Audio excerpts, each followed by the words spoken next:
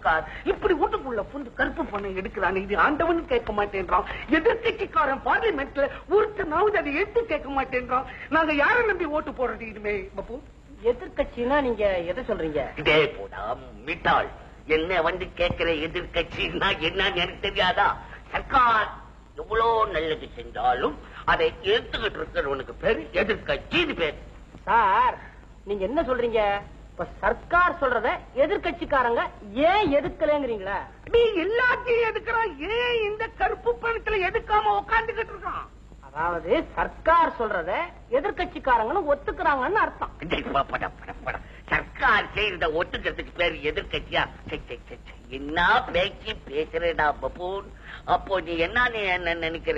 உழைச்சி எங்களை சாப்பிட சொல்றியா? உழைச்சி சாப்பிட்டு எவனாவது உருப்பிட்டு இருக்கானா? அவன் ஏதாவது பணம் சேர்க்க முடியுமா?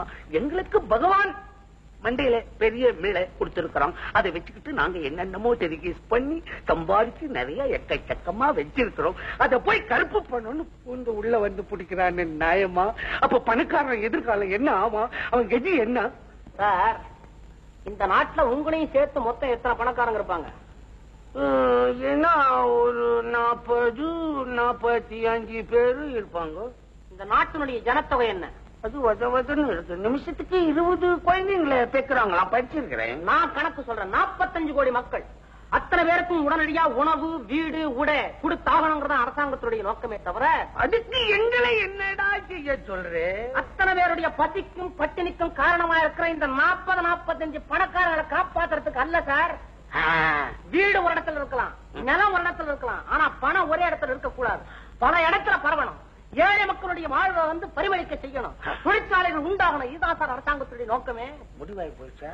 பாருங்க, அரிசி கிடைக்கிறாங்கிறதுக்கு ஜனங்களே உள்ள பூந்து எடுத்துட்டு போனாங்கல்ல, அதே தப்பு இந்த பண விஷயத்துல ஏற்பட்ட கூடாதுங்கிறதுனால தான் அரசாங்கமே உங்களுக்கு பாதுகாப்பா இந்த ஏற்பாடு செஞ்சு வச்சிருக்கு. என்னமோ பாதுகாப்புன்னு நீ சொல்ற. இது ரிஷிகள் பிறந்த நாடு, முனிவர்கள் பிறந்த நாடு. கருப்பு பணத்தை யாரும் தொடக்கூடாது. அதான் நான் சொல்லுவேன். ஏன் உங்க குரல் குறையுது? நம்ம கிட்ட ஏதாவது கருப்பு பணம் இருக்கா? ஆறா சைத்தான் எங்க கிட்ட இருக்கான்னு மெதுவா கேக்குறே.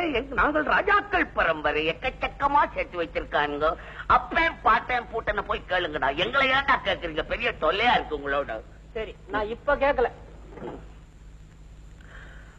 பணக்காரன் இனிமே தூங்க முடியாது போல் இருக்கு.